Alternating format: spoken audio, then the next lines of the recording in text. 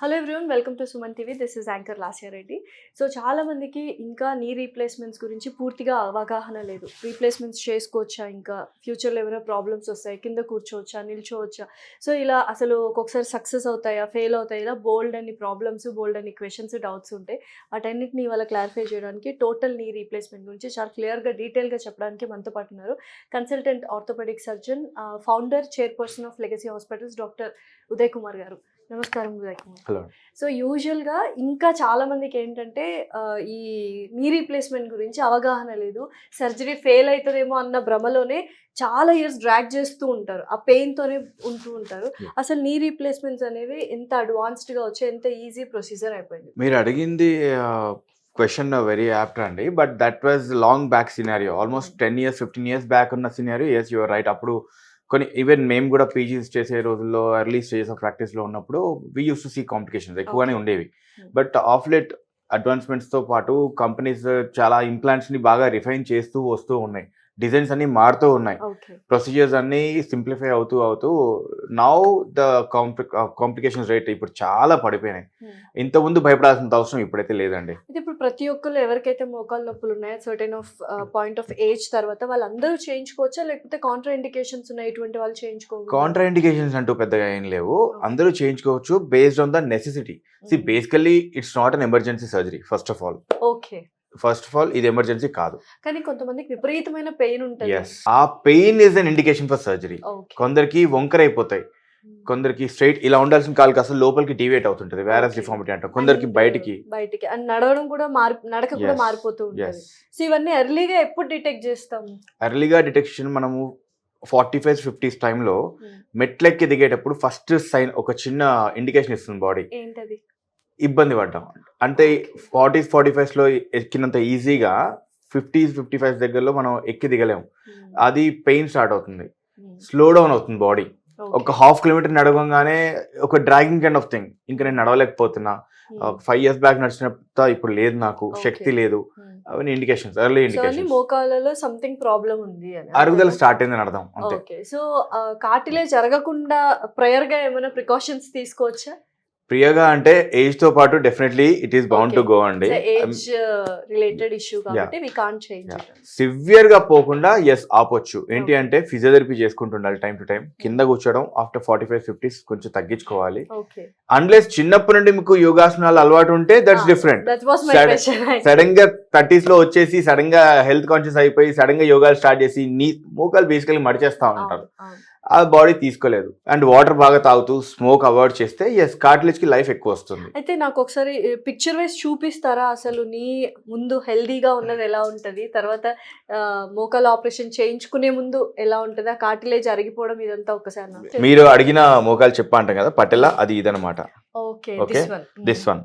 So అసలు actually అరుగుదల ఎందుకు వస్తుందో చెప్తాను. బేసికల్లీ ఈ పట్టెల్లో ఉంది కదా, దీని వెనక ఒక లేయర్ ఆఫ్ కార్టిలేజ్ ఉంటుంది, గుజ్జు ప్రొటెక్షన్ కోసం. అండ్ ఇది ఫీమర్ బోన్, థై బోన్, ఈ ఏరియాలో కూడా మనకి గుజ్జు ఉంటుంది.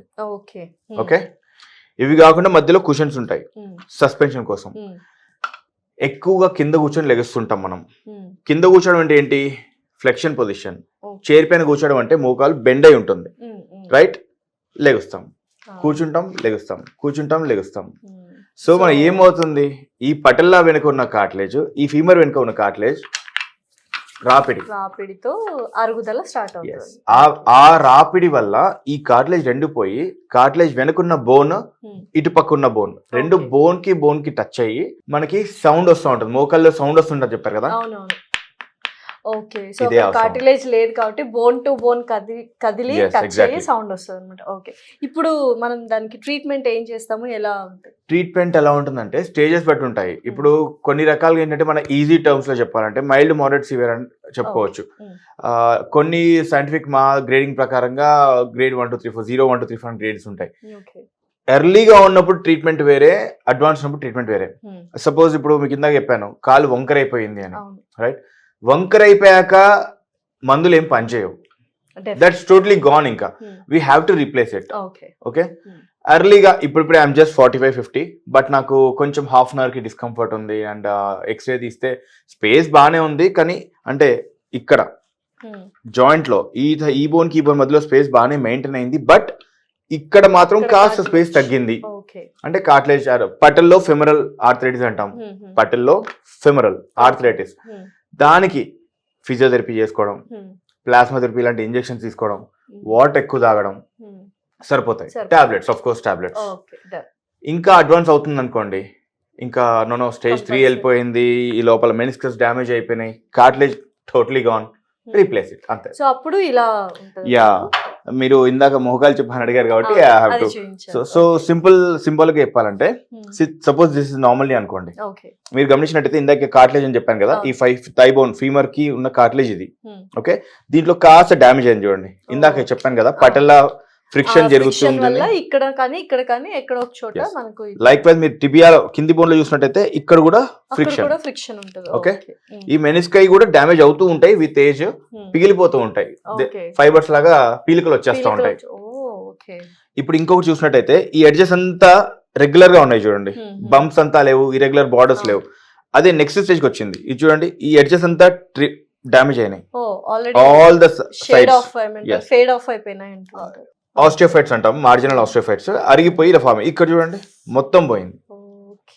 సో ఇప్పుడు ఏమవుతుంది, ఇటుపక్క డైరెక్ట్ బోన్ ఎక్స్పోజ్ ఉంది, దీనిపైన ఉన్న పటల వెనక భాగంలో కూడా బోన్ ఎక్స్పోజ్ అవుతుంది. సో బోన్ టచ్ అయ్యి సౌండ్ వస్తుంది, ప్లస్ పెయిన్ ఆబ్వియస్లీ ఉంటుంది, ఎందుకంటే బోన్ టు బోన్ టచ్ అవుతుంది లోపల. దాన్ని మనం ఏం చేస్తామంటే ఈ ఎడ్జెస్ అన్ని తీసేసి, ఈ బ్లూ కలర్ ఈ డ్యామేజ్ అయిన పార్ట్ మొత్తం తీసేస్తాం. తీసేసి ఇక్కడ కట్ చేసి ఇలా కొత్తగా మెటల్ వేసేస్తాం. అలా ఇది థై బోన్ కి, ఫీమర్ కి, ఇది టిబియా బోన్ కి వేసి మధ్యలో పాలిథిలిన్ అనే ఒక మెటీరియల్ పెట్టేస్తాం. సో ఇది తీసేసి ఇలా కొత్తగా వేసేస్తాం అన్నమాట. సో మరి మనకు యూజువల్ గా ఈ ఫారిన్ బాడీ మనం మన బాడీలో పెట్టినప్పుడు ఏమైనా క్రాస్ ఇన్ఫెక్షన్స్ ఉంటాయి అని ఎక్కువ మంది మీ దగ్గరకు వచ్చి డౌట్స్ అడుగుతూ ఉంటారు. సో దానికి మీరు ఏ కైండ్ ఆఫ్ మెటీరియల్ యూజ్ చేస్తారు? This is Alai, this is body compatible ఉంటుంది. దిస్ ఇస్ టోటలీ స్టెరైల్ చేస్తాం, అంటే డైరెక్ట్ గా ఏదో కొనేసి వేసేయడం లాగా ఉండదు. దాన్ని కంప్లీట్ ఆటోక్లేవ్ చేసుకుని ఇన్ఫెక్షన్ ఫ్రీ చేసుకునే వేస్తాం. అది ఇన్ఫెక్ట్ అవ్వడం అనేది రేరెస్ట్ సినారియోలో అవుతూ ఉంటాయి, but every case is not so. Thank you so much, Uday garu. Thanks a lot.